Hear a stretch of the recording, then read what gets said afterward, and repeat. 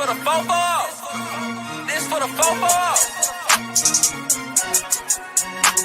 For the city and the back roads, got a whole county full of them ghosts. All from the fofo with that ghost. Hey, this just for Beulah County.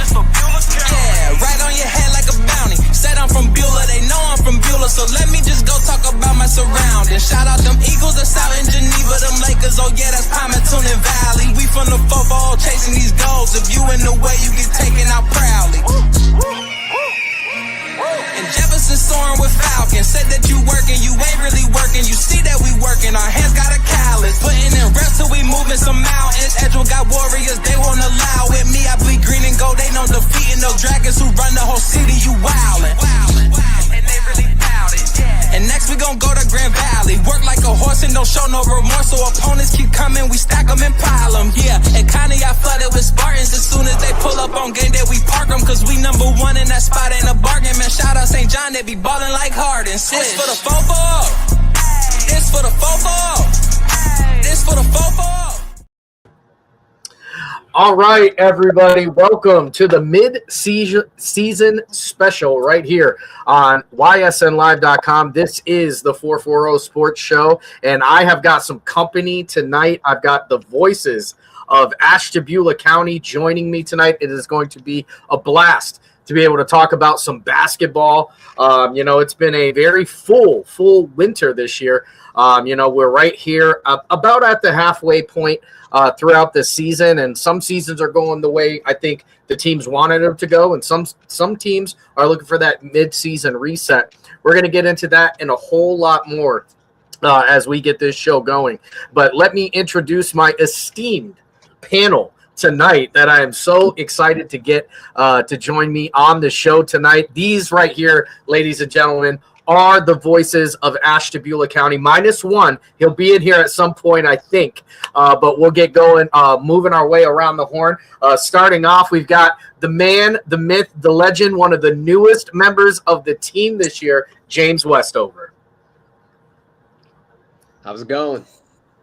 Right next to him is a man that everybody knows, and one of the most motivational stories I think I've ever seen. A man who does not take no for an answer in anything. That is Larry Jennings, Larry Legend, as I like to call him. Sammy, how you doing? Oh, I'm pumped. Listen, I got you guys on here. It's going to be a fun night. We get to talk about some hoops and act all goofy, and who can ask for more than that? I've got one half of that Laker Zoo crew tonight, and that's Chad Paul joining us all the way from South County and Andover. Yeah, thanks for having us on, Sam. I know George will be in here shortly, so we look forward to talking some basketball with all you guys. And then, batting cleanup for us, it's the King Eagle, the big bad Eagle, Scott Demos, baby, joining us on the show. How's it going, boys? This is exciting. Talk some hoops. So, we'll get things started, I guess, right away. We've had a lot of basketball played already, both boys and girls. We'll kind of work our way around the horn here, but, what are some of the teams or even players that are kind of sticking out to you early in this season? We'll start with you, James. So for starters, players for me, for Grand Valley, obviously it's the dynamic duo Carter Turk, a.k.a. Turk Sanity, as I like to call him, and Captain Sully Schultz over there. But there was a newcomer for the first 11 games of the season by the name of Evan Skurdick. He was a transfer from Mentor, and for me, he was a huge part of the success in those first 11 games. They had some tougher games, such as like Smithville and Perry. For me, when I watched him, he just was better when the competition was better. For example, when they played a team that, didn't have some things going, such as, Chalker, I think he only had like 4 or 5 points, but then when he played a county team such as Lakeside or Perry, he was scoring 24, 25 points. Basically, the bigger the spotlight, the bigger he was. And what was your other question? So players and... Yeah, so just basically players or teams that have kind of stuck out, and you talked about, Skurdick, and I think the expectations for Grand Valley this year were high. I mean, you're talking about a team that accomplished so much last year. And while they did lose some guys, they're bringing back the big, the Tower of Orwell that is Carter Turk. And, that kid can really play some basketball. And it's been exciting watching them throughout most of this year. We'll move right along over to Larry. Larry, who are some of the teams or players that have stuck out to you? Well, as you know, I've been doing the Edgewood home games, and I've been doing the girls and the boys. And both teams, they got winning seasons so far. The boys are at 7-6, or 3-3 in the conference. They've had some tough times. Going back into the football season, Mason Thor had some injuries. He was looking to be a key player, a key role player, especially at center as a big man. And he's got some knee issues. And from my understanding, he did play a couple games, but he, from what I understand, is out for the season. And I'll tell you what, the guy who transferred from Lakeside, Paul Seiler, has really stepped up in that role. He, from his first couple games when he started, he has just progressed into a beast mode, getting the rebounds, getting the block shots. But the real leaders on that team, to me, they really live and die by the 3-point shot. And you got Gino Measler, you got Logan Mezak, and you got Dallas Patterson. Dallas Patterson, as we know, he's a sophomore, young guy. He's got the moves.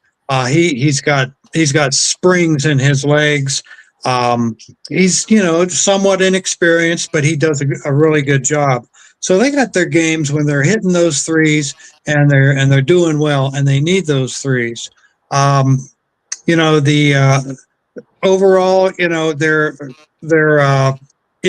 always hope that, I always hope, because I've had the kids playing, Tony Hall and so on. So I've been an Edgewood fan here since they've been in school. So you always hope that they do well in their conference. Right now, though, Madison is looking pretty good in that conference, the Chagrin Valley Lake Division. But they still got some tough games coming up. They had a big game just this past week with Geneva, which in their first game, Geneva beat them by 1 point at Geneva, and I thought that they'd give them a better game this past week, but they ended up losing that one 66-52. On the girls' side, they're 9-6 right now, and they're actually 6-2 in the conference, and they had a chance to tie up. And again, we got Madison at the top there. Was I even right on that, boys? Wait a minute. Let me look at that real quick.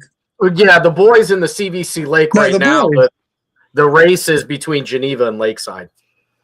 You're right.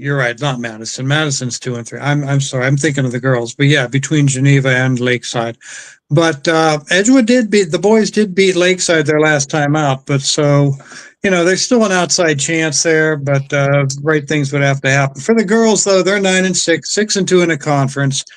They played Madison. That's what it was. They played Madison this past week, and would have had a chance to win that, but it did not happen.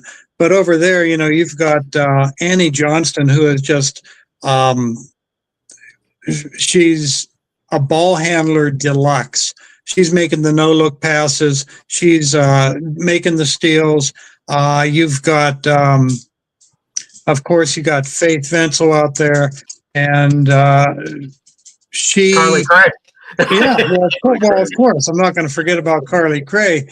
She's been the lead scorer for the team. I don't know what she's averaging, but I'd imagine it's probably in the low 20s. So she's doing well. So again, not a stellar season, but at 9-6, you can't complain for the girls. So yeah, that's pretty much Edgewood. We're going to move right along to our man, Chad Paul, down there in Andover. Chad, you guys have gotten to see, some different teams than what the CVC Lake guys are getting to see. Who are some of the guys or teams that are standing out, even if it's the PV Lakers? So I'll start with Maplewood. We went and we I wish George was here. We refer to it as the fever dream because it never happened, and that's how we're gonna approach that. But Maplewood was sneaky good, in my opinion. One of the biggest things I think that they had going for them was just hustle. Winning every 50-50 ball and just getting after it and playing hard. I think most teams, if you lack talent, you make up for it and hustle, and you get those advantages, and they took complete advantage of it. And a few unsuspecting guys able to shoot from well beyond the 3-point line. And in our case, with Chase Geisinger being our only true big man, one of their bigs was a deep 3-point threat, and that pulled Chase Geisinger out of the middle and gave them a pretty good advantage and kind of worked us over on the boards and moved the ball really well. We just got to see Matthews Mustangs the other night, and welcome to the show, George. You can chime in anytime here too. Hey. And George and I talked about it on the broadcast. Another team that was just really gritty, hustled on every play, really moved the ball extremely well. There was quite a few shots that didn't drop for them, and if they had, the end of that game could have been a different story, and anybody that was paying attention ended up being a 2-point game, and that was a big testament to how well the Matthews Mustangs team played. Who else stood out? Earlier on in the season, I got to call the game with James. Grand Valley stood out. They jumped on the board real quick. We were slow to the game. We didn't show up till about the second quarter. Names that he had mentioned, like Sully, Turk, that was a great bounce back game for him. I know he struggled a little bit in the Fairport game, but he came out ready to play against us, and he was lighting it up. He looked really good. I don't know, George, any other teams that come to mind for you? I mean, as far as rattle off who you talked about already. So basically, the question was, not early. I guess it's midway through this season. Who are some teams or some players that have kind of stood out? Well, obviously with PV, I mean, we're privy to a few. Justin Britton, Geneva. I mean, well, if we're talking PV, I mean, pretty much we like all of them. Britton, there's a particular point guard that lives in this household by the name of Dubik that I'm particularly fond of. But if we're going to look at like overall, obviously I think he does a great job too. I'd be a horrible father if I didn't think that. But taking the hat off, I think he does a great job for one of the young guys in the county coming in. You got to look at Grand Valley, Sully, Turk, Easton. Man, those guys are like killing it. You go to Edgewood, and I mean, obviously, they're in some of a shakeup right now. But all those guys out there, Patterson and Triplin and Mezak, those guys are true and true. Everybody knows who's who. You go out far county, and you'd be remiss to talk about Caden Proy. The kid is like dropping 30 and 25 a game. So, yeah, I mean, if there's any teams that stand out right now, I think Geneva has like just been killing it. I mean, they've had a tough schedule, and they've been showing that they're the real deal. Yeah, and I'll tell you what, that's a perfect segue to our the next person I'm going to ask the question to, which is the King Eagle himself, Scott Demos. Scott, early on, midway through this season, who are some teams that have kind of stuck out, or players that have stuck out to you? I mean, obviously, our boys in Geneva are playing well, and they do it as a unit. I mean, Caden Proy, he's the obvious leader. He can flip a switch and score 13 real quick. But you've got some real shooters, Antonio Rivera and Nate Cesar. When those guys get hot, I don't know anybody shoots better in the county. And then they're just a really scrappy team that hustles for all the loose balls. I mean, they pride themselves on defense, and actually lowest points against job by them. But outside of the Eagles, I was very impressed with Terry Brown over there at Lakeside. I was at one game and he had his own personal block party. He had 9 blocks himself, almost a triple double that day. Not a lot of scoring, facilitating. He just really stands out as a team, that kind of been going through a lot of struggles, and he's kind of keeping them together there. But our Eagles are primed and ready for a good run here. I'm excited to see what they can do. And on the girls' side, Emily Vossler, she's the new coach over there. She's been there about 3 years now. She's got that program going in a great direction. The girls are 3rd in the conference. Very, very young team. Only one senior that's leading the squad. But somebody to look out for on the Geneva squad actually is Isabel Stocker, a freshman. And the girl can shoot. She can pass. I look forward to what she does in the future here, but real exciting basketball so far this year. Yeah, I mean, I've gotten to take in just a ton of St. John. I've gotten quite a bit of Lakeside and some Jefferson, throughout this year. And there's a lot of people who stand out. I think speaking from the St. John perspective, I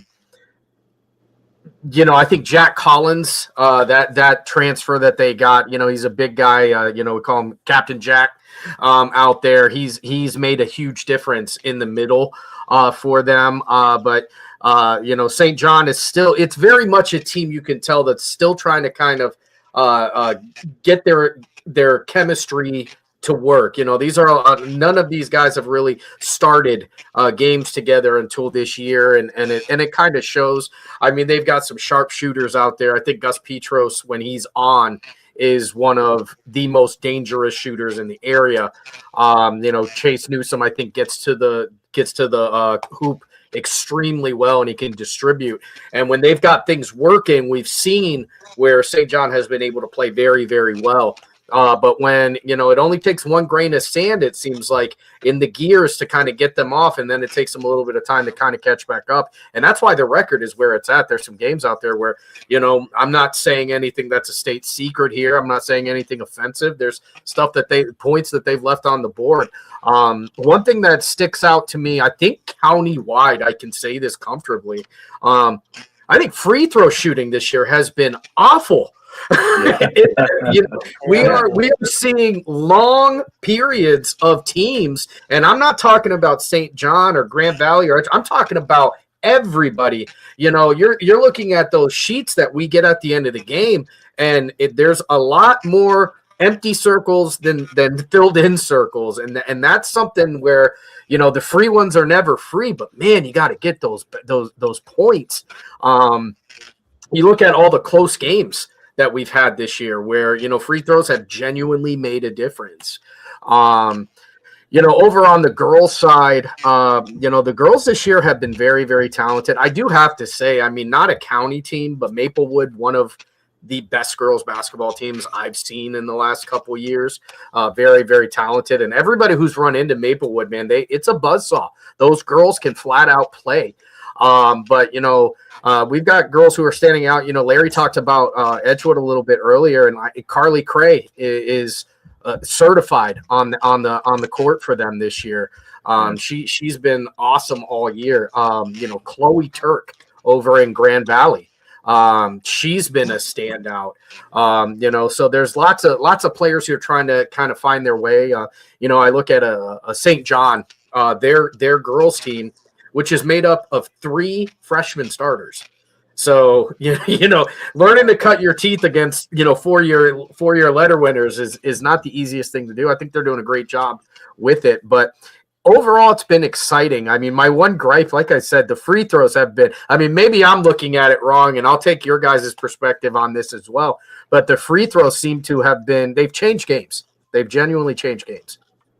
No, when we were, George and I were sitting by each other. I believe it was the Maplewood game. We're like pulling our hair out. Like, how are you missing your free throws? I don't know. Are the days of shooting 100 free throws after practice gone? Do they just not do that anymore? I think I restate every broadcast that free throws are genuinely one of the most underlooked parts of the game, because you look at a close game, that's decided by 2 or 3 points. That could be 2 or 3 or 4 missed free throws that could decide a different outcome.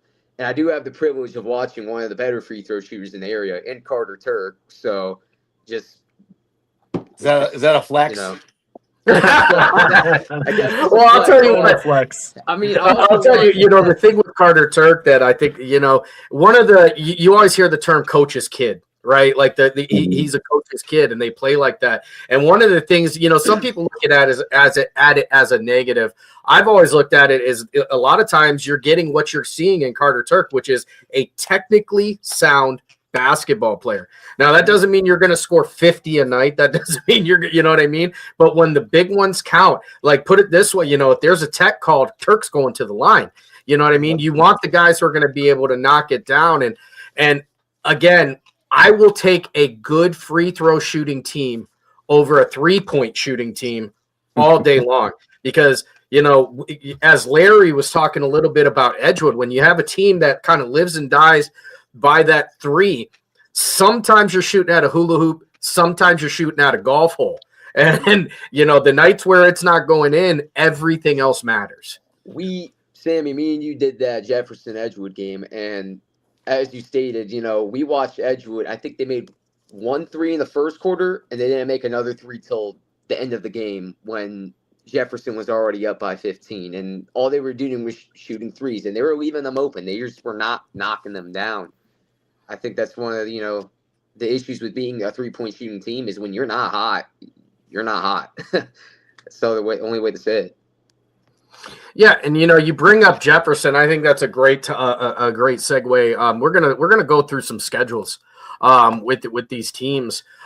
Jefferson obviously running at 4-7, and I can honestly say from my perspective, personal, it was a bit of a surprise for me.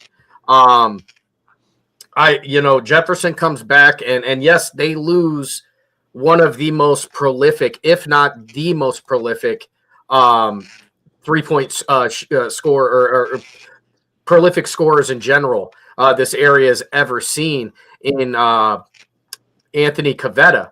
But it's not like they were downgraded. You know what I mean? I look at a guy like Joel Navarro, who is very, very capable of leading this team, and it's a team that has had a bit of a slow start, and they're starting to pick up. And sometimes you have to get that first win. Sometimes you have to get that first win to kind of get things moving. They take a loss to Chardon early in the year. I feel like I'm on the wrong year here. No, we're good. We're there. Lost to Chardon. They get a win over Lakeside. Lost to Geneva. Lost to Madison. Mayfield. Lakeside gets their get back with a big win. Crestwood, a loss. And then, you look at the Conneaut game, and then they go on a 2-game win streak. They've got a long hill ahead of them because, they've got teams like, Geneva. They've got Madison ahead of them. They're going to, toward the end of the year, they're playing Grand Valley and they're playing Edgewood. And that Edgewood, I don't want to play Edgewood. I don't want to play Edgewood at the end of the year. I don't want to be Edgewood's tournament tune-up because that's when they fire up. But what are some of the things for the guys who have watched Jefferson that have stuck out to you guys? We'll start with you, Jay. I mean, like you said, Joel Navarro. I think coming into this year, everybody was like, who's going to be their guy? I always was thinking, well, you still got Navarro. He was always known for his defense, being that 3-and-D guy, just kind of a role player out there. But we both know he has the shot. He can score at all 3 levels, and he's done just that. For example, he had that 30-point game against Lakeside. But the other question was, who was going to kind of be the sidekick? Who was going to be the Robin? And George Desura, to say the least, he can hit that thing from downtown. I mean, I think every single game I've watched him play, he's had over 10 points and at least 2 or 3 threes. And not only just is he hitting his threes, he's been able to get inside, get those get backs, and he's also one of the better free throw shooters I have seen. At the end of the game against Edgewood, Joel Navarro, he fouled out with 4 minutes to go. And unfortunately, the only person Edgewood could foul with was Measle because they already had 3 starters foul out. And the person he was on was Desura. And I think Desura went 6 for 6 at the end of that game to put Edgewood away. As you said, they had a rough start going 1-6, but they've been 3-1 in their past few. I think they are a dangerous team on any given night, and obviously, I think an upset like Edgewood, who I believe was pretty favored heading into that game, just kind of shows. Well, I mean, realistically, that win over Edgewood is what opened up the CVC Lake. Because if Edgewood wins that game, I think the CVC Lake, goes back to about a 3 to 4 team race at the top there. But with Edgewood taking the loss there, it opens the door, for Lakeside to kind of swoop in there and potentially win a conference title. Larry, any thoughts on Jefferson this year? Well, I really haven't seen him play other than the game that was at Jefferson. I watched you guys, I watched the broadcast. I was surprised. And again, if you can't make those threes and you don't have the real strong inside game, like you said, you got to knock down those foul shots, and you got to make 30-40% of the threes you take, and they haven't been doing that. How about from the Zoo Crew down there in Andover? What are your thoughts on Jefferson? We hear all kinds of things. I mean, what we hear is basically they get hot and then they get cold. So, just from a few of the insiders there, I think they're starting to turn the tide internally. And I think kind of like what James was talking about earlier, meshing together well and finding out who plays what role. Obviously, Navarro is a good talent down there, and obviously they're going to rely on him down the stretch. But I heard that now they're starting to come together as a team, as opposed to the beginning of the season where it was just a little bit helter-skelter. And obviously, I mean, they've done a good job. I mean, the whole county is essentially beating up on each other. I mean, you can't say anybody's better than anybody at this time. I think it's at a specific point in time when you play each of these teams. And just look what happened. Jefferson goes to Edgewood, and they beat them. And I got to agree with you there. I think this year, way more than last year. When you look at the games that are on the schedule right here on ysnlive.com, if you want to check out the games, but it really, realistically speaking, these Ashtabula teams, there isn't one team that no matter what you think is going to win every, game they're going against. Obviously, they're going to be heavily favored over some because some teams are just struggling. But this year, there's a lot of parity. I think we lost strong senior classes last year, and it's showing. And with Jefferson, it's easy to talk about Cavetta. It's real easy to talk about Cavetta. The county's all-time leading scorer, but it wasn't just him. You're losing a fantastic point guard in Padilla. A 2-year starter for them. You're losing a guy in Dylan Beebe, who was a knockdown shooter and a defender there. That's why Joel Navarro this year kind of having to embrace that role. And you've seen it. He's had 30-point games this year. But it's the best and the worst thing about high school basketball, right? It's that transition that if you don't like this team, just wait 4 years. It's going to have a completely different look. Any thoughts on your side, Scott? Yeah, I mean, I think you guys are nailing it on the head. It came down to leadership, right? I mean, Jefferson lost a lot of key leaders last year, a lot of guys in that locker room that would kind of pull things together. And I think it's kind of taken them to this mid-season here to get their stride. But you're starting to see that from players like Navarro, kind of guiding them in the right direction. So I think it's coming together for them. I think they need a couple more pieces in place, but, they're making a strong run here in the middle of the season. Yeah, and we're going to move along here as we're talking about the Jefferson Falcons, and we'll talk about one of their recent opponents in Edgewood.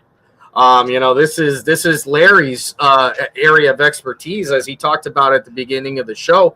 But what's most interesting, I think, for me, looking at Edgewood is it's kind of the same deal that they've got at PV, where I think there are teams in the county right now that would look at 7-6. And be thrilled with the direction of their team. Yeah. And then there are teams, again, like PV, like Grand Valley, and like Edgewood, who look at 7-6, and they're like, it's time to strap up and get back to basketball because that's what they do. But, Edgewood is another team losing guys who made big-time plays for them. And they've seemingly been rebuilding for the last 2 years.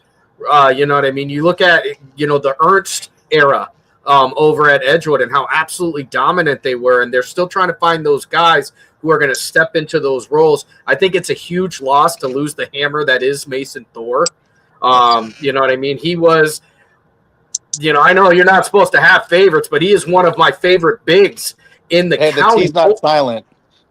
You know what I mean? He's one of my favorites in the county because he is a throwback. You know what I mean? He was a true back to the basket center and embraced that role. And you've seen that from that kid even from the time he was young. And this year was really supposed to be the party. And unfortunately, knees take it away from us.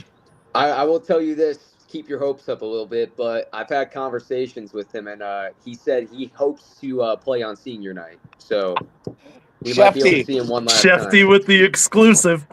James Shefty with the exclusive. Bombshell, boom.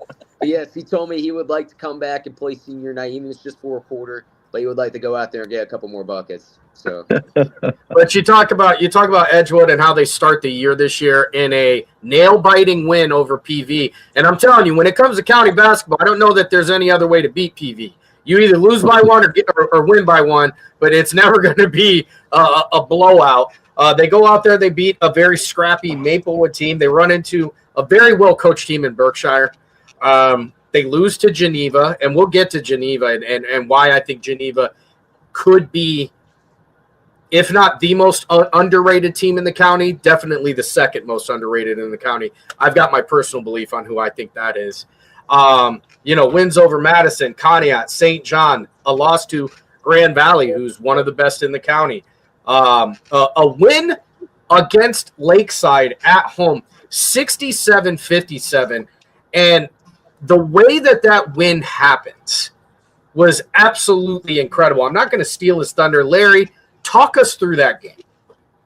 Well, there are games when you see a team that is just gritty and aggressive, and this was one of those games. Everybody was out there. You see Czar Triplin blocking shots, Dallas Patterson, Paul Seiler, Logan Mizak. They were all playing defensively in a way that, frankly, I was thrilled to see it because they don't see that in every game. And I'm not saying that they slack off because they don't, but it would just seem they were, it was personal, I think. It's Lakeside. Come on, It's the battle of the bridge. Yeah, the battle of the bridge, absolutely. And again, I forget who I talked to after that game. I said, but hey, you guys know each other. And so it's more than just another game. You've grown up with each other, and the way transfers have been, and so on. It's these guys. They want to show that hey, if I go from one school to the other, I'm going to show you that I did the right thing. And it was just a great game. It really was. But what sticks out to me in that game is if you were watching it on YSN Live, like I was. I usually have a game kind of propped off in the corner, even when I'm calling. Lakeside has a big lead in this game going into the late part of the game. And it was like a 17-0, 18-0 run that Edgewood goes on. And it's the second time they've done that. They tried it. It almost worked for their benefit against Jefferson at Jefferson. They go on a hellacious run at the end of the game. And I'm starting to wonder, is this just not the type of team that Edgewood is? Do you get lured into thinking you're going to win, and then they go in for the kill shot? You know what I mean? It's a little Danny Russo in the Karate Kid. They're going swan kick. Yeah, it reminds me of when my grandson was wrestling. He'd always go out there and get taken down, and the next thing you know, the other guy's on his back. It's you hate to see that. You want to see him go out from the opening whistle and pound it on them. But Yeah, they get their backs to the wall and they're like, okay, let's do something. Yeah, and I think we talked a little bit about it already, the loss of Mason Thor, and you've got a transfer over in Paul Seiler, who I think everybody immediately expected him to kind of be in that role, but I think they thought it was going to be complementary rather than him kind of being the primary down there, but still doing the job, working to get the rebounds and the putbacks and stuff like that. Mezak and Measle. I will tell you, if both of those guys are on, I don't know that you can beat Edgewood. I don't. I agree. You know what I mean? But when they're not on, that's when they're leaning toward the guys. I think Dallas Patterson, arguably one of the best finishers in the county. Dallas Patterson's athleticism has put Edgewood into ball games, and I think everybody on this panel has seen him do something on the at the rim that we wish we could do. And especially considering he's a sophomore. And he made his free throws against PV. That was it. That was the 1 point advantage. 36 to open the season. Something about Edgewood is, I think we can all agree, there's some sort of magic on that court. Like, just that gymnasium specifically, just something crazy always happens there. It's just, I don't know what other way to put it. There's some sort of voodoo magic going on there. No, it's a good core nucleus, and even Coach Zimmer was saying how it's always a war when he plays Edgewood. Like it's just a battle. He's got to be ready. So just a good team, a good sound team. I think this is the first year that I actually noticed the difference in court size. You know what I mean? I can remember talking to head coach over there at Jefferson, Rob Pisano, a couple years ago. And this is in the heart of the Bobby Ray, John Castrilla or Jefferson going against the Cray and Ernst Edgewood teams. They were top of the top. And he talked about how they always struggle on the small court, and thinking to myself, like, what do you mean? Like it's small court? Like, is there not regulations? So I did note I did learn that there is not regulations. You can have it a little bit smaller or larger either way. And realistically, and I guess we're going to kind of, I'll put this around the panel. How much of a home court advantage does it give you to run that short court, or like in Grand Valley and Jefferson's case, the super large court? Yeah, when I was watching the Edgewood Jefferson game, that very thought crossed my mind that Edgewood is not used to playing on a larger court like that, and it affects their game. Now, yeah, that 3-point line's still the same distance away from the basket, but because you got more room out there, it just does something to you psychologically. I think that having a bigger court or a different size court does make a difference. How about you, Scott? What kind of differences or advantages do you see on that? Yeah, absolutely. The spacing's important. I mean, I think, if you're used to the big court and you go to a small court, it's going to affect you. Your spacing of where you set up, where you pass, it's all different, and vice versa as well. If you're used to that small court and you go to a big court, again, spacing, defenders can slip behind you, that sort of thing. So I think it's an advantage, the size of the court. It should be more regulated. How about you guys down in the Zoo Crew? Chad? You know what? I don't want to hear any excuses. Either get your conditioning in order or don't show up. Yeah, No, I'm court's a court, I guess. Everything that Scott said, really good point.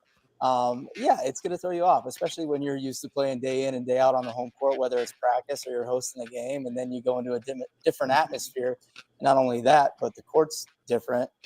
Yeah, I would see that throwing you off a little bit. I'll tell you what I've seen in the games that I've covered on the difference is in the press. The larger court, the teams who are used to, I look at a team like Grand Valley who eats at home, because when they put that press on, and if you're used to playing on a short court and you feel like you finally broke the press, you're not even past half court yet. Right. You know what I mean? Yeah. When the girls play, I see they run press the whole game, and that's why you see these scores where they're blowing them out 54-12 is because these girls they can't get the ball out. And you got guys like, ladies like, Jocelyn Cozen, Riley Rowland, who are just quick. They're going to come poke the ball out, steal it away from you because you're getting triple teamed by 5'10" Chloe Turk, and you got 5'8", 5'9" Reese Sims right there too. Grand Valley also just on both sides for the boys and the girls. They just have length, to be honest. And those NAC schools, I just don't think are used to that length. It helps. Just a quick stop here as DJ Oakley, our fearless leader here at YSN. Tip of the caps to all you guys. Great for all the hard work you put in every night. Hoosiers. That's a direct throw at me. But no, thank you, DJ, for giving us the chance to get together and do what we love right here on Ohio and the country's best sports network, as far as I'm concerned. We'll move along here to another team that, Scott knows a little bit about these guys, and I'm getting to learn a lot more about these guys this year as they're new to the YSN family that I am so incredibly grateful to have them over there. It's been an amazing year from football season carrying right into basketball season. We're talking about those Eagles over in Geneva. Looking at 8-4, and this is where it matters, folks. It's that 5-1 in the conference as they are currently leading the way for the CVC Lake team. Now, this is a Geneva team, again, that was, I think people were looking for them to rebuild. They were looking for them to rebuild, but I don't know how you'd say a team is going to rebuild when you've got a guy like Caden Proy coming back, who is an absolute certified dog. Yes. Now, granted, I know he played until about 15 minutes before the first basketball game. He was playing football because that's what they do in Geneva. But, you still got those guys coming back. I think, some of the guys who have stepped out, from my point, and again, I'll throw it over to Scott. Antonio Rivera, the first game I go out and watch him, I mean, he was, a night where that kid was shooting at a hula hoop. He couldn't miss. They've got guys like Nate Sizar, Noah Hicks, who is kind of a do-everything guy. But they're gritty. And Geneva, when Geneva plays basketball, it's gritty basketball. They may not be the most athletic. They may not even be the most talented one out there. But every game you play for Geneva, those wins count like double because you have to take it, like Charleston Heston says, from their cold, dead hands. That's true. Right. So true. They are super gritty. Defensively, they just get after you. Again, they don't allow a lot of points. Best in the conference that way. Noah Hicks, some of the role players, Bryce Pete, Isaiah Ward. I mean, these guys are pushing, getting rebounds. They're setting up the offense, and then they turn it over to their scorers, right? Like you said, Antonio Rivera can shoot the lights out. Nate Cesar, the Sizzler, as I like to call him, that guy can shoot. He really worked on his game since last year and has really improved to just complement with Proy. And just an all-around team unit there. I mean, we don't get a lot of transfers at Geneva. It's a lot of homegrown guys that have just been playing together. And like you said, they're scrappy and ready to go. Yeah, and I mean, they seem to go on spurts. You look, a 4-game win streak and then a loss. A 2-game win streak and then a loss. But you look at the losses that they've taken, a 75-64 loss to Lakeside. And I'm telling you, if this CVC Lake plays out the way I think it's going to, I think this game right here on January 30th is going to be a packed house and is going to absolutely decide the CVC Lake. Absolutely. Mark the calendar. That was the game I was talking about where Terry Brown had a block party. I mean, it was an absolute battle back and forth, and I expect nothing but the same for this next matchup, this rematch. Another team that you guys would have gotten a chance to see over at PV, as Geneva had to go to PV and able to get a win out there in the Warship, which is one of my favorite gymnasium names, by the way. That's the boathouse. Yeah, the boathouse. The Warship's the football field, right? Yeah, Warship's behind in the backyard. But I mean, you guys got a chance to see this kind of live and in color. What were some of the things you saw with Geneva? I think they spaced the ball very well. I mean, the ball movement was the crucial for them to actually pull that game out, because if you watch the game, it was a close battle, and obviously a couple calls aside and a couple mistakes, turnovers here and there, that was a 3-point game through and through till about, I don't know, Chad, what would you say, about like 6-7 minutes or 5 minutes left in the fourth? So Is that the game that I skipped? that I had to go home. was. It was. So what I saw with Geneva was, Cesar was not hitting all game long. Caden Proy was carrying on the inside. Bryce Pete was, like, again, being a bull in a china shop. But then when going got tough at the end, the ball movement is what won them the game, because they finally were able to get Cesar open for three. And when I say open, I mean he was wide open. And you get that guy to hit one shot, that's it. And he ended up going on a run. And you can't give teams like Geneva that little bit of the light at the end of the tunnel, because in a dark situation, they're going to find a way to gravitate and get out of it. And I mean, athletic, they can all shoot, and the inside game is deceivingly strong. Caden Proy does not look like he's going to go out there and pull down 10 rebounds and bulldoze his way through, but he does. No, and that's exactly what he does. I think. Yes. Geneva. And here's the other thing. Bryce Pete is fast with the ball. So I mean, you can't sleep on him getting the ball on the perimeter and driving in. So that's what we saw. Pete doesn't score a ton, but he sets up and takes charges and gets rebounds like nobody else out there. It is a team atmosphere for sure. Bryce Pete has thrown some of the most elite passes I've seen all year on the basketball court. And you talk about a guy, because he's playing a forward for them. Yeah. You know what I mean? So he's undersized. I don't know that you're going to outstrength that kid. See football, see how that goes for you. Like, he's going to get the ball, but it's his ability to make these passes, and he sets up some of these guys. And what it allows Geneva to do, and I think this is where they're thriving. If you look at all of their wins, their games where Geneva has been able to control the pace. Yes. And whether they want to play high tempo or low tempo, if they're the ones who decide, you're going to have a hard time. The only times Geneva has struggled this year are teams where, when they've tried to control the pace, it didn't go to their favor. And that's how a team like NDCL just got out in front of them.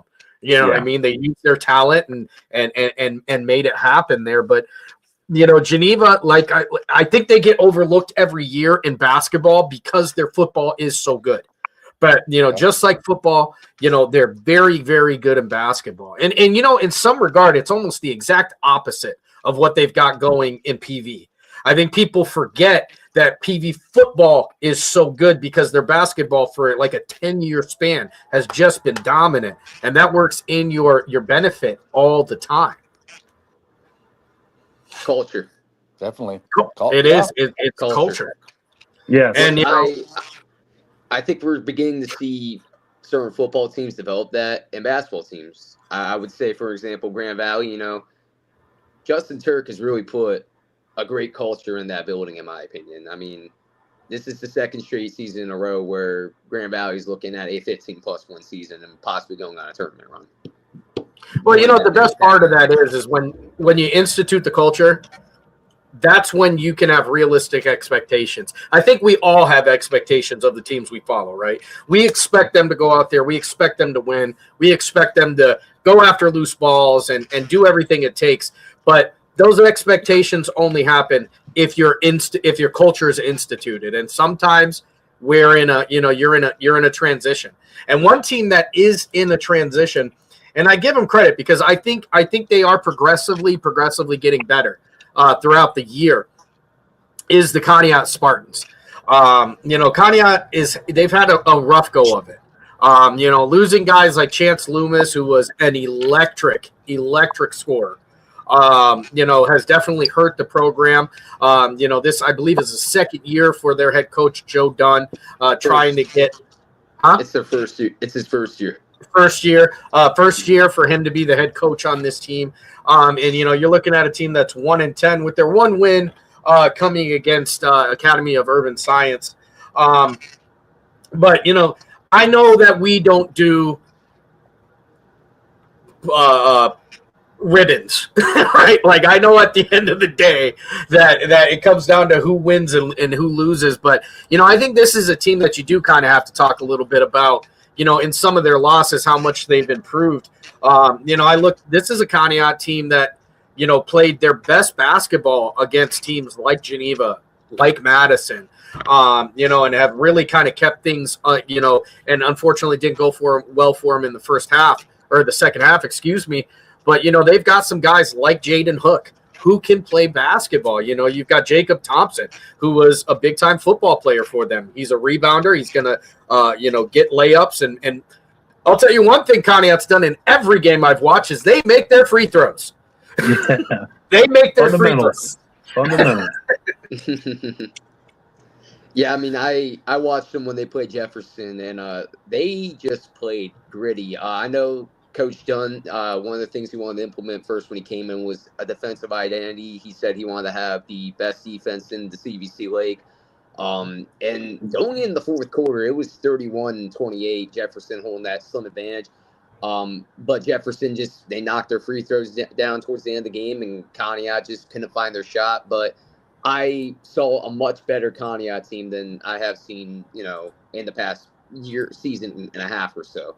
And I think that's really where the turning point has started to come about, was that Jefferson game. I'll say the same. They were tough against us in the fourth quarter. I mean, we had a relatively large lead, and they chipped away at it. They were gritty. They did not stop. So, they've got some guys that can make some plays. And when they start knocking down shots, you look at a guy like Jaden Hook, Perales Cruz, who comes off the bench for them, and he is the perfect microwave player. I mean, he goes out there, immediately gets rebounds, immediately creates additional possessions. It's a team that's developing, and it'll be interesting to see how much more they develop throughout the year. But, we'll go from a team that is developing to a team that's pretty well developed.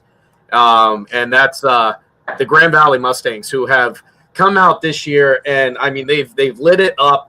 12-3, their 3 losses coming, to Harding, Smithville, who is Division 2 or 3, I believe, and Rocky River, another big school. But this is a team that I think what's most impressive to me, and I think we've all gotten to watch Grand Valley at some point this year, so I'm going to get everybody's point of view. Most impressive thing to me about Grand Valley is I have seen them win in different ways throughout different points of this year. I've seen nights where they've gone out and shot the lights out from 3. I've seen nights where they've, locked in on defense, and I've seen nights where they're like, 3's not going, we're going to the paint.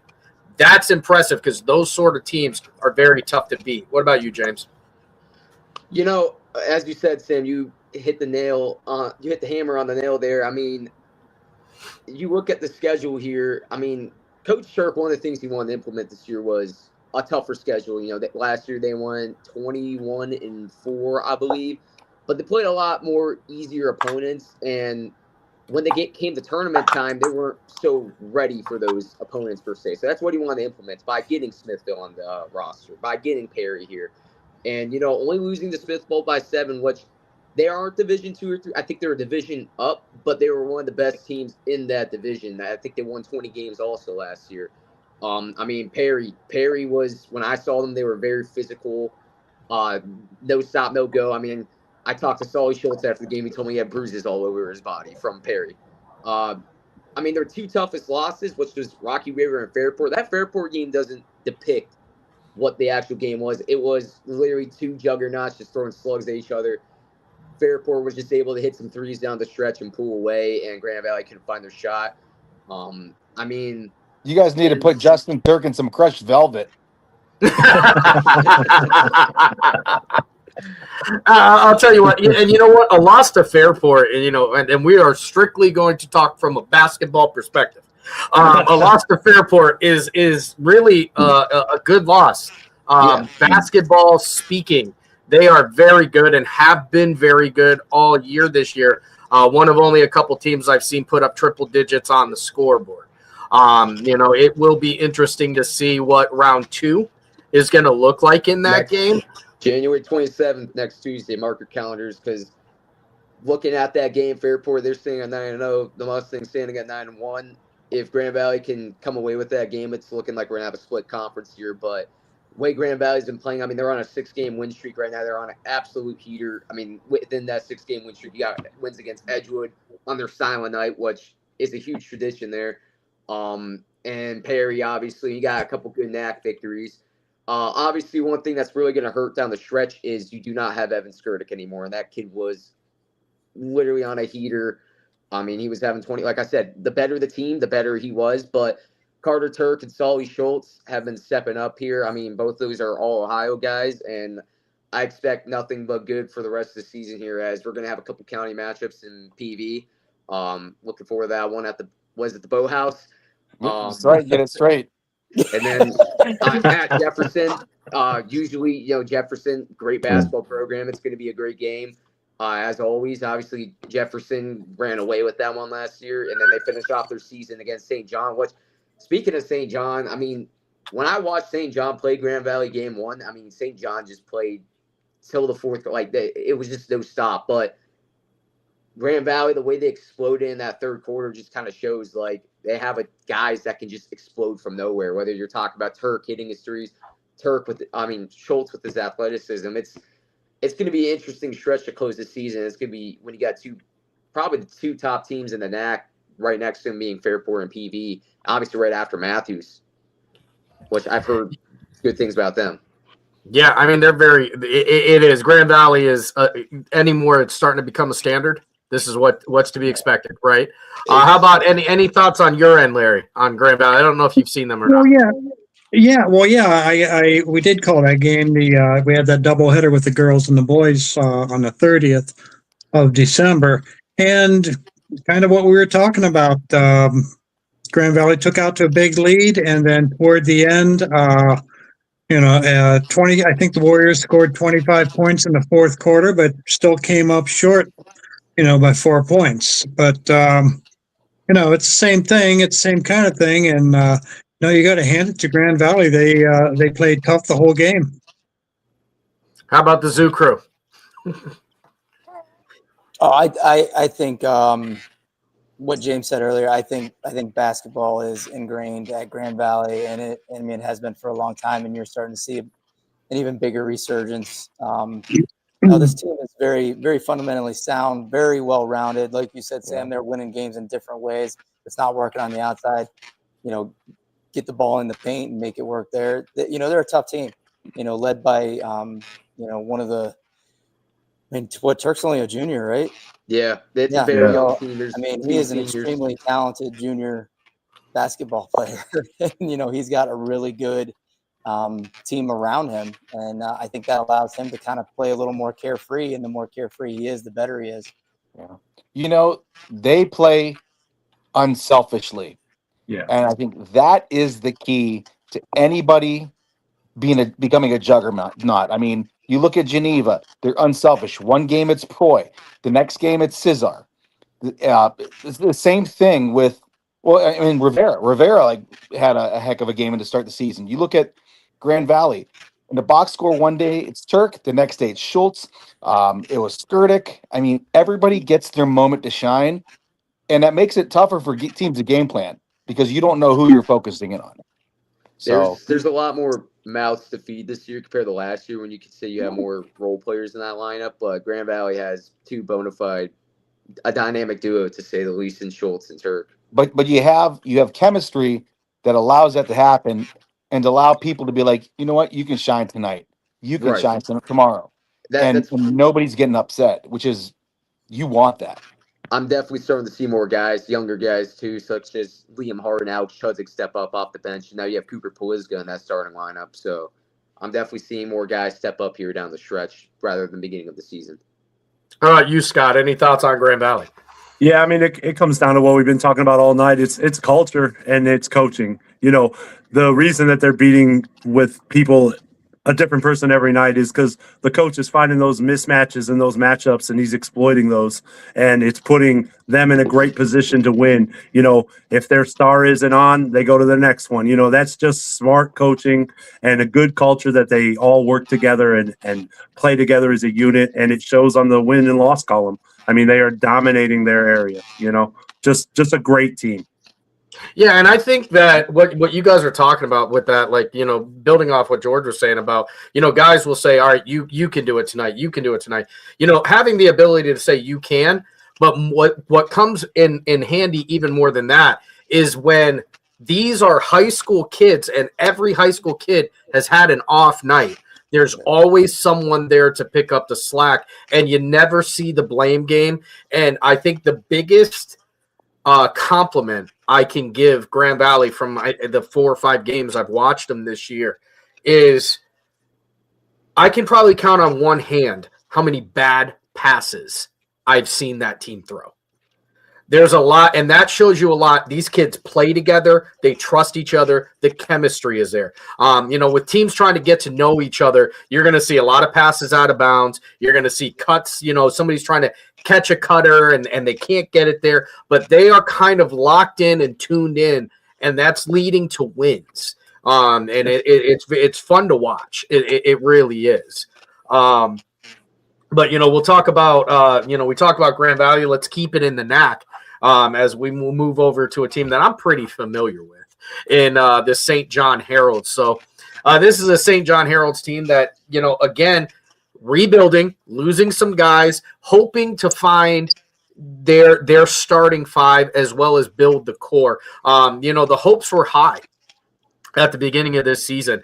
St. John had about 33 kids go out for the basketball team, which, you know, allowed them to have a certified JV and a certified freshman team, which anybody who knows basketball knows if you've got those 2 teams, even if you're not great this year, it's going to come.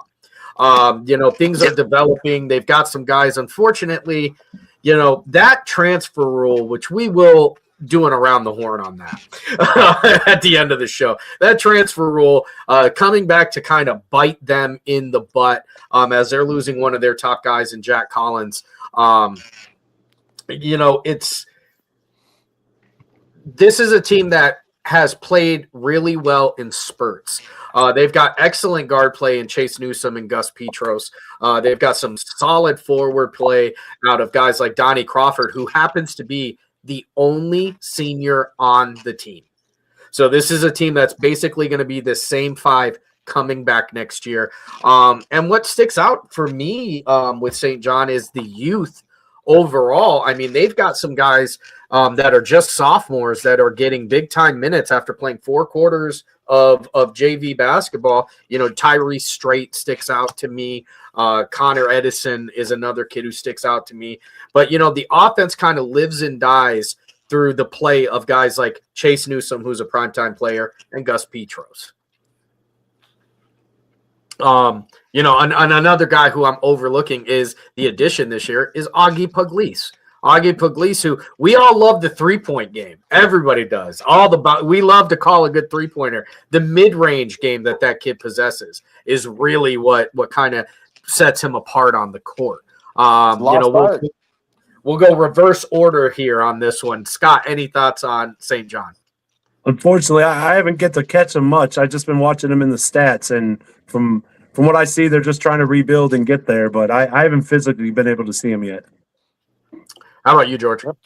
I mean, I was impressed when we played them early on. You know, Newsome was scrappy. He was playing tough, you know, face guarding defense. Like he did what he had to do. Petros is an athlete. Collins was very impressive underneath, and that was a nice matchup between him and Chase Geisinger. And I mean, it would be nice to have him for the latter part of the season for sure. But I mean, you've got a good nucleus of guys and athletes and scorers that I think that St. John's next year, you know, you get another person up there to rise to the occasion, you know, Carter Beck or somebody else, Pugliese, you might have a juggernaut there in the wings that you just don't even know about. How about Chad? I'm with George. I pretty much share the same opinion. So, yeah, I mean, that building phase sometimes can be difficult, but I think that's where you find those guys that can step into leadership roles and really take over a team, kind of be the conduit between the coach and the players. And I think St. John's on the verge of that. Kind of like George said, you get one more piece and, it's go time. Larry? Well, okay, so we Edgewood played them, and Edgewood played a really good game. And then one of the better games I think they played all year. But on St. John's half, they really had a good third quarter. I'm looking at your article here because I don't remember specifically, but it says 23 points in the third quarter, so, luckily the Warriors were out in front, but no, they obviously played scrappy the whole game. And in that game, Collins had 20 points. Petros had 14. Warriors ended up having only 5 players scoring, but they were enough. Had 3 guys in double figures. But no, it's surprising, I guess, that to see their record where it is. It's and again, I don't have a lot to compare with other than what we've seen them do, in the game against Edgewood. How about you, James? I got to see him twice. I got to see him in the very first game of Grand Valley season. I was on the call with you when they played St. John, and then I was a spectator when they played Edgewood. They got some guys out there, definitely, like you said, Newsom, Collins. I think what they're really missing, and it's a closer, like George said. If you could get that one guy that's just, maybe it's there, maybe it's Newsom, maybe it's a guy coming up, you don't know. But, with the young team, you may not have that closer yet, And I think as the season goes on, we're going to be able to pinpoint that guy. And by the time next year rolls around, we're going to see that guy that can come out here and close those close games, such as the Edgewood game, losing by 7. Against Grand Valley, midway through the third quarter, they were only trailing by 5 before Grand Valley just turned on the Jets and took away. But, maybe it's Collins, because I've seen nothing but good from that kid. So, it's going to be interesting, but I think they're going to kind of go down through the season here, play some tough, easier matchups. And I think when tournament time comes around, we could start to see maybe a version of St. John we'll get to see next year. Yeah, I don't want to sound like a Browns fan, but it's a wait till next year type of attitude there. You know what I mean? But moving right along, we're going to talk about the PV Lakers, who stand at 6-6 this year. And interesting enough, just like St. John, the boys and the girls with the exact same record. I'll throw this over to George and Chad here just in a minute. But, PV, from my standpoint, I'm having trouble putting my finger on them. This is a team that on the nights where they're winning, PV looks like business as usual. And, they're getting 3-pointers, they're getting rebounds, the defense is there. And then they have nights where it sometimes seems chaotic and you don't know where the points are coming from, and even maybe if chemistry is off just a little bit. You've got a guy in Geisinger who stepped up this year for them, and he had to, because they're missing a player that, if you talk to Coach Shantz, that they were counting on being their guy this year. He was supposed to come in this year and be the guy. And Geisinger, in true Laker fashion, said next man up, and he stepped up, and I think he's played that role well. You've got the youngsters like Dubik who have come out here and baptism by fire, because, the NAC, if nothing else, is a physical little conference, and you are going to maybe that's why foul trouble has been foul shots have been so hard this year, is because you get rocked before you get to that line. But it's really interesting to watch PV, because there are games where I'm like scratching my head, like, they've either won closer than I thought they should have, or they've lost games where I'm like, what? Yeah. You know, and it's interesting to see guys who, you know, you've got a certified scorer in Britton. I mean, Britton, if you line him up in the county, you know, if this was the shootout rules, you know, he's going to be a first pick, you know, for one of these teams out there. But, you know, at times PV has struggled, which is interesting. But one thing I can tell you about Shantz is he'll have the boys ready by the time it's win or go home. We'll go reverse order and we'll end with the PV guys here. We'll start with Scott. Yeah, I just what I see from PV is just like what we've been talking about a lot of these teams in the area, just a step or two away, scrappy, could win on any given night. Some nights they're there, sometimes they're not. Just a good, tough team that nobody wants to see long term or going into that tournament. I mean, they could beat you on any given night. They've got the talent. I think through the rest of the season here, they'll just work and put it all together. I'm looking forward to what they can do. How about you, Larry? Well, you know, I saw them. I think it was the first home game of the season, and was a real barn burner. Edgewood pulled out a 1-point win. This is the first game where we just saw our sophomore play, Dallas Patterson, and he did everything. He had 36 points in that game. But in that game, you had Dubik, Britton, and Geisinger all in double figures. Close game throughout. And, you know, it just turned out in Edgewood's favor. But, you know, I can't say a whole lot about the team per se, but that game was an exciting game to watch. James? No, I got to see PV twice. I got to see them in the Lakefront Classic. That was when they played Edgewood. And then obviously when they came over the Grand Valley.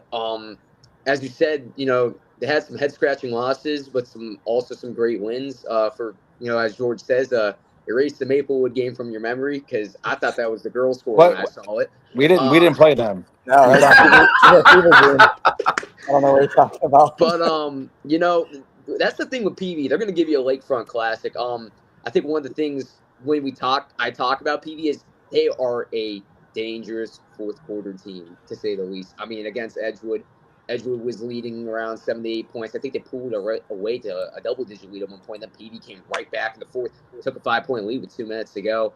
Grand Valley, they were up about 20 on them the whole game, I believe. So, right, Chad? It was rough go on the first half. And then that fourth quarter hit, and it was go time. I mean, Justin Britton, he is one of the best players in this county, yes, but he's not going out there and scoring 30 and then having a 12-point game. What he's doing is he's consistently scoring around 20 points, and that's why I don't think people bring him up a lot. He's like a Shea Gilgeous-Alexander type of character, where Shea Gilgeous-Alexander isn't going out there and dropping 50, then the next night dropping 15 points. He's dropping 30 points consistently. That's how I think of Britton, you know.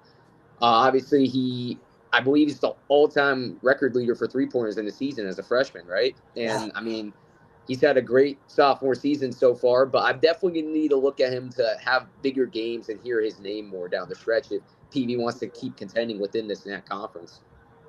Yeah, I think I got to agree with you there, James. I think it's something where, you know, maybe that's where PV needs to get to is where you can look at a guy like Britton and, hey, we got 20 out of you. We need 25, and it's easier said than done, but nobody knows them better than these two guys right here. Let's hear what they got to say. Go first. All right, I'll go first. You're up. So, you know, Sam, you hit on it, and I think it really affected a lot of the players not having, you know, their guy that they were looking to start the season off. But, you know, we're not going to make any excuses here. And like another point that you made, and you're right on, is Chase Geisinger. I can't say a bad thing about this kid. He's putting in the work. You can tell he's grown from season to season with what he's doing under the hoop. I think the name of the game for this team is consistency, and they're having a hard time finding it because if you look on paper, this is a new team. It is a brand new team. You've got a freshman with Noah coming in who hasn't played with these guys before.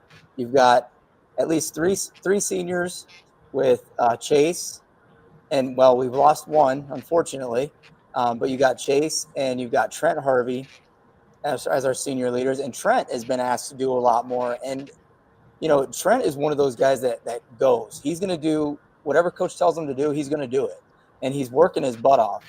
And you've got to have that guy. But when you look at it, you have one true big man starter in Geisinger, and he has been asked to do way more than I think what was expected of the season.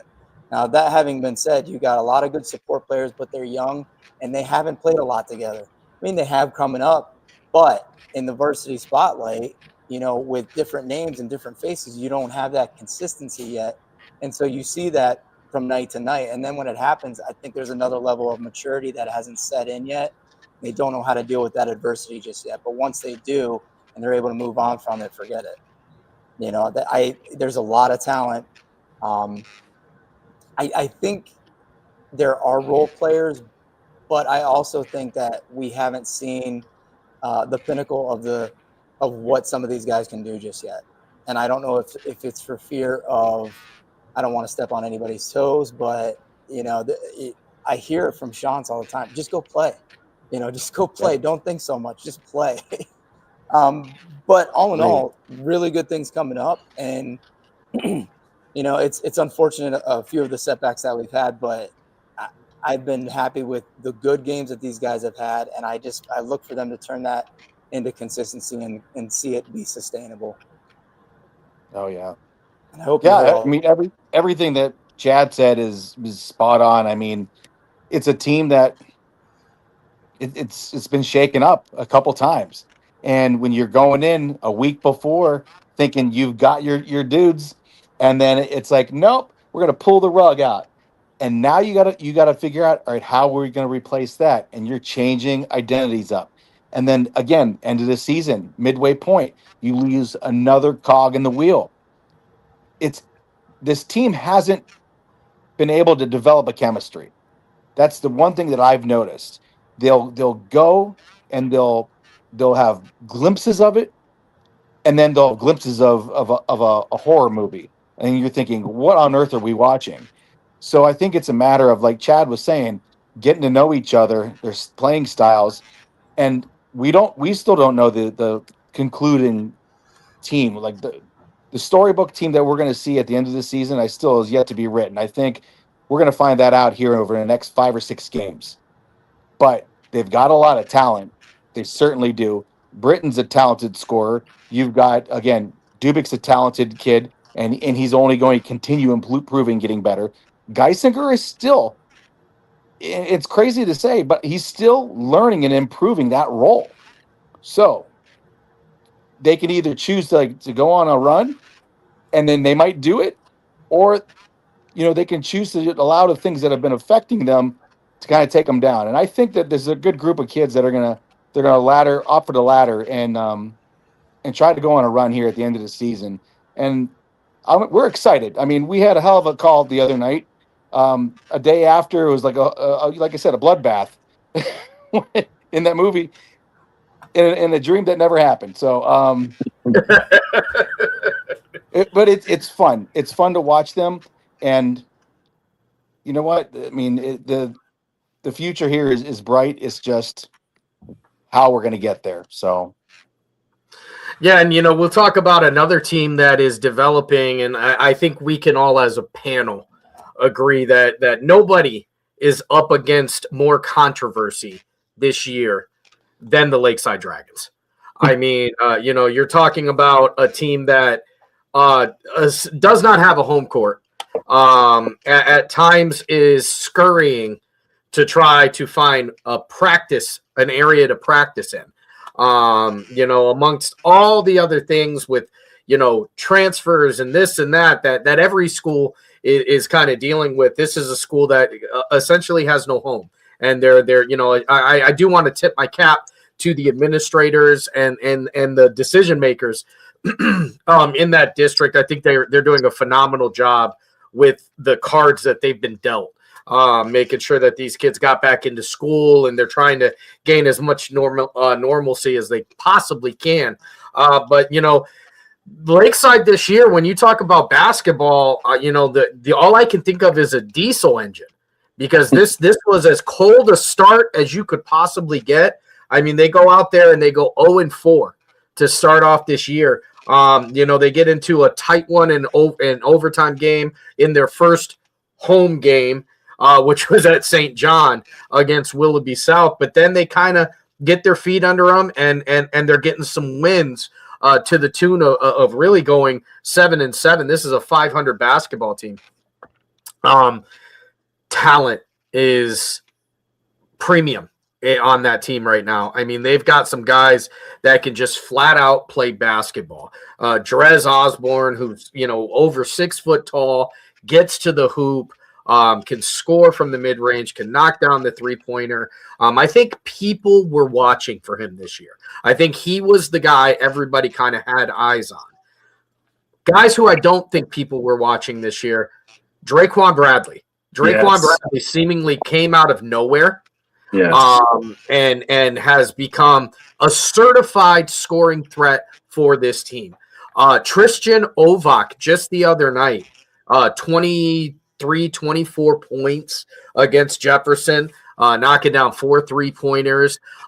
They've got Lewis and Jack Flores, action and chaos, the twins. I love watching those guys play. They're going after every loose ball, and Lakeside is really starting to develop what I believe is a gritty personality, and I think that's what teams are expecting now when they see Lakeside. But don't mistake grittiness for lack of skill, because this is a very, very skilled team and quietly one of the better teams in the area. We'll start with you, James. As you said, Sam, they had that slow start starting 0-4. I think coming into this year, I've had many conversations with people about Lakeside. I told them, watch out for them. They reacquired Terry Brown. He used to play for them. He went to Jefferson for a couple years, played with Reacquired, he says. Yeah, Reacquired. Played with Tabetta. So, he had some experience playing on a winning culture like that. He came back to Lakeside.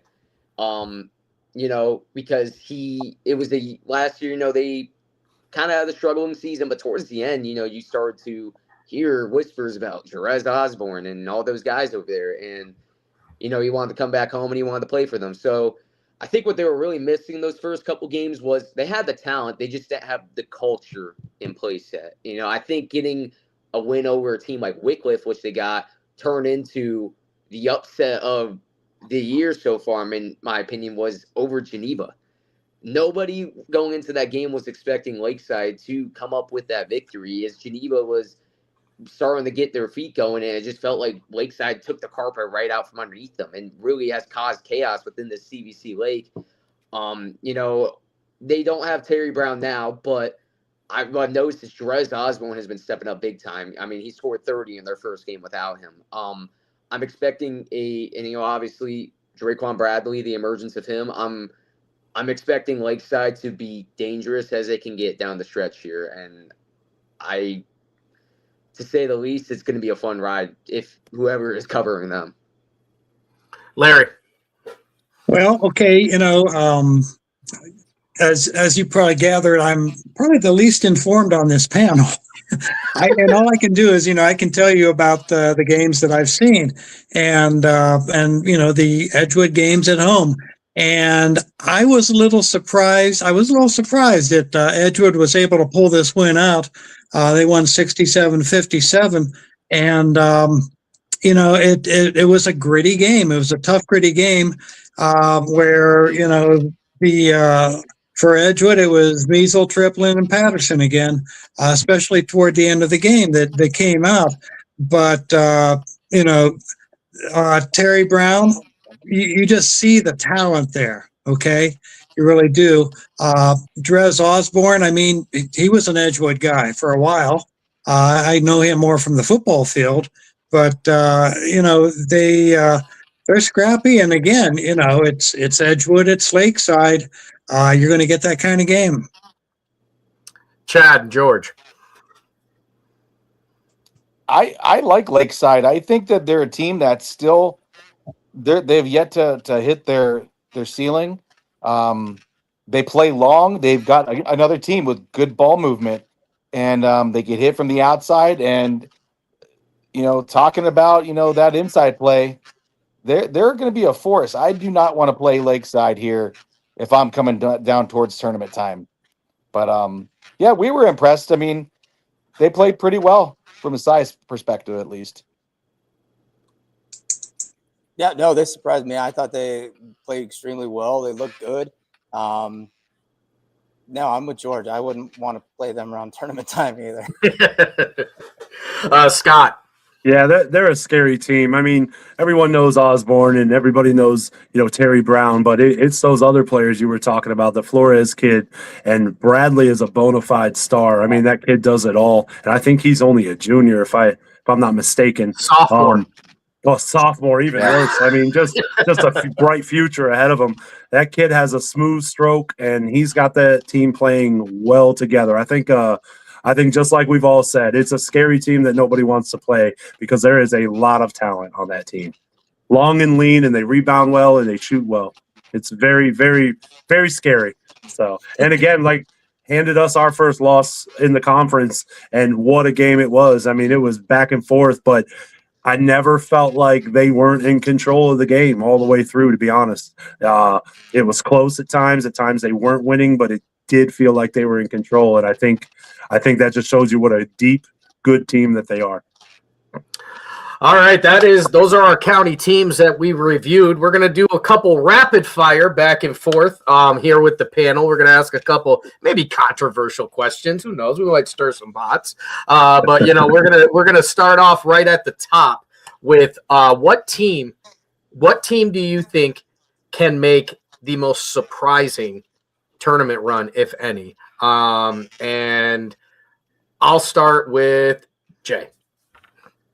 For me, obviously I'm not going to say Grand Valley or Geneva because people are kind of expecting those two teams to get a dub or two within that tournament. For me, I'm going to have to go with the team we were just talking about in Lakeside. The way that they're playing, going to be playing down the stretch here can really show what kind of force it could be in the tournament. Unfortunately, last year they had to match up with a 5-star athlete in Marcus Johnson in Garfield Heights. Let's hope that doesn't happen again this year.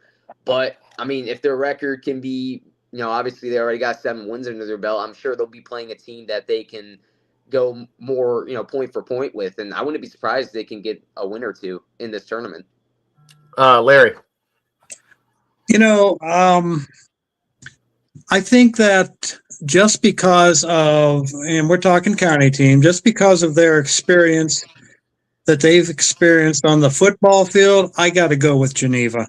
I really think that they got the same crew as they had on the football field, between Pete and Proyer and I'm sure there's others out there. I don't know their names, but I think that I would expect them, if anyone, to make a run to beat Geneva. George. I think if you're talking surprising run, I'd like to say the homer call, PB, but I mean, which I think that we could, but I think a surprising tournament run. I think Lakeside is who I would consider the dark horse in this. I think they can probably rip off a couple of them. Scott.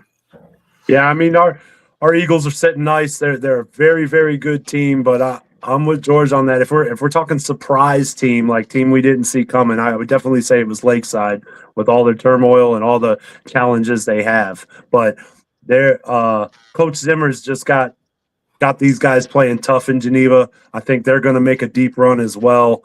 And I'm just excited to see it all unfold, to be honest with you. Yeah, I'm going to go – well, you guys all stole my thunder. So now I know next time I need to go first. But, I think Lakeside is going to be my surprise team. I do think that they're going to surprise people. I think they're going to win, like George said, I think they're going to win a couple games. But for surprise tournament runs, I think Grand Valley is going to go further than they did last year.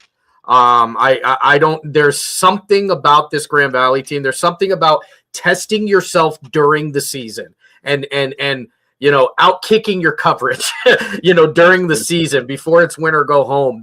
It's going to set them up for a potentially long tournament run. I don't know that I'm going to call them a state champion or anything like that, but I do think that they can win upwards of 3 games, maybe 4 here in the tournament. So we'll go one last tournament or rapid fire question here. Chad's back. Yeah, I don't know what's going on, man. So rapid fire. There's been a lot of talk over the last couple of years about a county conference. Now we're talking about two big conferences in the NAC, which is actively trying to grow, and we've got the CVC, which may or may not be the largest conference in Ohio. But people have talked about a potential county league that would be, probably big school, little school, something along the lines of Geneva, Madison, Lakeside, potentially Harvey in one half, with Conneaut, Jefferson, and Edgewood deciding who's going to be in the small half, St. John, Grand Valley, and PV evening out the other side. I'm a big fan of it. I've been saying this for years. That's my side of it. But I'm going to ask you guys rapid fire, yes or no? James. I mean, I completely agree. I think the competition we all need is right here in Asheville County. I think each team, can compete with each other. Obviously, I think there should be two sides. Should have a small and a big school side, but I think there should definitely be crossover games between the two. Obviously we've seen teams like Geneva, teams have competed with them more. Usually that's the top dog in football. But I think the competition we need is right here in Asheville County, and obviously we need a couple cooperations. I think with Madison and Harvey, which they have been in leagues with us in the past, and I think they would do so, is cooperate with us. Larry. Okay, now how many teams do you have in Ashtabula County? 8. So you want 10. You want 10 to function. Well, everybody plays some non-conference games, and that's always nice to do. Just my opinion is, I think there's enough parity that the Ashtabula County teams could make it interesting. Only Ashtabula County. That's my thought. Chad. Yes, I'm in. I think it's great. Anything, the way that I look at it, anything to get the county schools to interact a little more with one another, and frankly, to make each other better. Yes, do it. George. Yes, absolutely. I'm all for it. I think the talent, this season alone has proven that small guys can play with the big guys. Everybody's beating each other up. We're all walking around with black and blue eyes. It's a given to do this. Yes, go for it. Scott. I say yes. Some of the best football in the country is played here in Ohio, and why not showcase what we have in our neck of the woods and have everybody just competing at a high level against each other? I think it's fantastic. All right, guys, final rapid fire. We're going to go 3 strikes and you're out. All right, end of the ball game. Game-winning 3, game-winning dunk. Which one hits harder? Reverse order, starting with Scott. Man, I just watched somebody from NDCL dunk it in live time, and it was so exciting. I got to go with the dunk. Over the shot. I'm going dunk. George. Well, speaking to that, we've had the exclamation point dunk on us against Geneva. Exciting for them, not for us. I'm a big guy on the 3 ball. I love seeing a game-ending 3. Chad. 3 ball, and I'm going to tell you why. Because there's the distance between when it rolls off the fingertips and it's in the air, where everybody holds their breath. With a dunk, you don't Magical. get any suspense. Yeah, I'll give you that. That one shining moment. In the games that I've called this year, I have yet to see a dunk. And let's, as you would call it, how about a 3 ball from the feather? Jay. I've seen some dunks this year.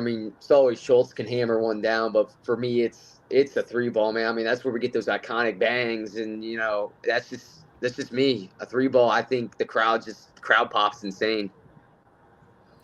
Simply based on the fact that I'll never be able to do it, I'm going with game-winning dunk as a much bigger factor, and that's going to be mine.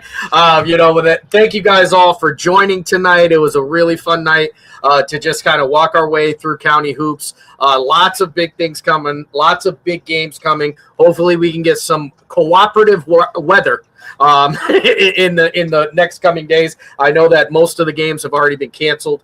for tomorrow. But we'll be right back on the horse or in the ship or flying with the eagle, here very, very soon. And it's all going to be on your home for ysnlive.com. For Scott Demos, George Dubik, Chad Paul, Larry Jennings, James Westover, my name is Sam Torres. This is the 440 Sports Show on your home for high school sports, ysnlive.com. Thank you guys all for spending your night with us, and good luck to all of our county teams as we get through the second half of the year. This for the football. This for the football. For the city and the back roads, got a whole county full of them goats. All from the football. Hey, it's just for Beulah County. Yeah, right on your head like a bounty. Said I'm from Beulah, they know I'm from Beulah, so let me just go talk about my surroundings. Shout out them Eagles that's out in Geneva, them Lakers, oh yeah, that's Palmerton and Valley. We from the football chasing these goals. If you in the way, you get taken out proudly. And Jefferson soaring with Falcons. Said that you working, you ain't really working. You see that we working, our hands got a callus. Putting in reps till we moving some mountains. Edgewood got warriors, they won't allow it. Me, I bleed green and gold, they know defeating no dragons who run the whole city, you wildin'. And they really bout it, yeah. And next we gon' go to Grand Valley. Work like a horse and don't show no remorse. So opponents keep coming, we stack them and pile them, yeah. And kinda got flooded with Spartans. As soon as they pull up on game day, we park them. Cause we number one in that spot, ain't a bargain. Man, shout out St. John, they be ballin' like Harden. This for the football. This for the football. This for the football.